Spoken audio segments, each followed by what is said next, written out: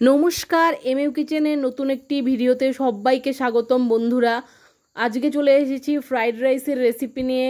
আপনারা প্রত্যেকে ভিডিওটা দেখতে শুরু করে অবশ্যই চ্যানেলটিকে সাবস্ক্রাইব করে লাইক করে শেয়ার করে পাশে থাকবেন। প্রথমেই দেখুন, ফ্রাইড রাইস করার জন্য কিন্তু এখানে আমি সর্ষের তেল গরম করে নিয়েছি। আগে থেকে দেখুন আমি এখানে গাজর আর ক্যাপসিকাম ভেজে নিয়েছি। এবার ফ্রাইড রাইস বানানোর জন্য দেখুন প্রথমে তেজপাতা ফোড়ন দিয়ে দিয়েছি। এবারে দিচ্ছি দারুচিনি, তারপরে এলাচ ফাটিয়ে দিয়ে দিয়েছি। আপনারা দেখতে পেলেন এবং সব কিছু ভালো মতো কিন্তু বন্ধুরা নাড়াচাড়া করে নেব। এবারে দিয়ে দিচ্ছি, দেখতেই পাচ্ছেন আপনারা, লবঙ্গ। এই দেখুন দিয়ে দিয়েছি, ঠিক আছে। লবঙ্গটা দেওয়ার পর একটুখানি গ্যাসের সামনে থেকে বন্ধুরা একটু সরে যাবেন, লবঙ্গ কিন্তু খুব ফোটে। এবার কাজু দিয়ে দিচ্ছি। এবারে কাজুটা দিয়ে একটু নাড়াচাড়া করে তারপর কিন্তু কিশমিশ দিয়ে দেবো।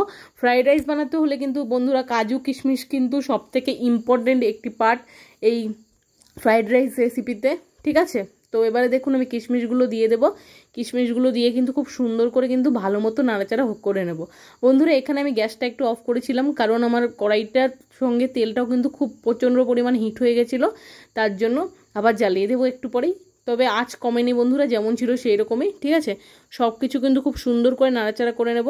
আর এইটা আমি লাইভ শুরু করেছিলাম বন্ধুরা, হাফ আমি লাইভ করেছি আর হাফ কিন্তু আপনাদের সাথে আমি এইভাবে ভিডিওতে শেয়ার করছি। অবশ্যই কিন্তু লাইভটাও দেখে আসবেন হাফটা, আর এইটা কিন্তু অবশ্যই দেখবেন, মানে এই ভিডিওটা লাইক করে সাবস্ক্রাইব করে পাশে থাকবেন। এই দেখুন এবারে কিন্তু ক্যাপসিকাম আর গাজর ভাজাটা দিয়ে দিচ্ছি। বন্ধুরা, এখন তো শীতের সবজি সবই রকম পাওয়া যায়, তো আপনারাও কিন্তু এই রকম গাজর আর ক্যাপসিকাম দিয়ে খুব সহজ পদ্ধতিতেই ফ্রাইড রাইস বানিয়ে ফেলতে পারেন, একদম আমার মতো। তো বন্ধুরা, এবারে দেখুন আমি দিয়ে দিচ্ছি বাসমতি রাইস, আর এখানে নিয়েছি আমি ভাঙা বাসমতি, ঠিক আছে। তো দেখুন এবার সব কিছু কিন্তু খুব সুন্দর করে চালটার সাথে মিক্স করে নেব। কত সুন্দর লাগছে দেখতে দেখুন বন্ধুরা, তাই না? আর ফ্রাইড রাইস খেতে কে কে পছন্দ করেন অবশ্যই কিন্তু কমেন্ট বক্সে বলবেন, আর এই সহজ পদ্ধতিতে অবশ্যই কিন্তু করবেন। দেখুন এখানে কিন্তু আমি চিনি গুঁড়ো করে নিয়েছিলাম পরিমাণ মতো, চিনির গুঁড়োটাও কিন্তু দিয়ে দিচ্ছি, ঠিক আছে। তো আপনারা চাইলে এখানে গোটা চিনি ব্যবহার করতে পারেন, সেক্ষেত্রে একটু টাইম লাগবে চিনিটা মেল্ট হতে, ঠিক আছে। তবে আমার হিসাবে বলতে গেলে গুঁড়ো করে নেওয়াই ভালো, ঠিক আছে। অবশ্যই কিন্তু সহজ পদ্ধতিতে খুব সুন্দর সহজ রান্না দেখার জন্য এমইউ কিচেনকে সাবস্ক্রাইব করে পাশে থাকবেন। আর আপনাদের কিন্তু আত্মীয় পরিজনদের কাছে আমার এই ভিডিওগুলো কিন্তু অবশ্যই শেয়ার করবেন, ঠিক আছে। আপনারা সবাই কিন্তু ভিডিও দেখছেন, লাইক কিন্তু খুব কম করছেন। লাইক আর সাবস্ক্রাইবে অবশ্যই কিন্তু লাইক আর সাবস্ক্রাইব করে আমার পাশে থাকবেন, ঠিক আছে বন্ধুরা।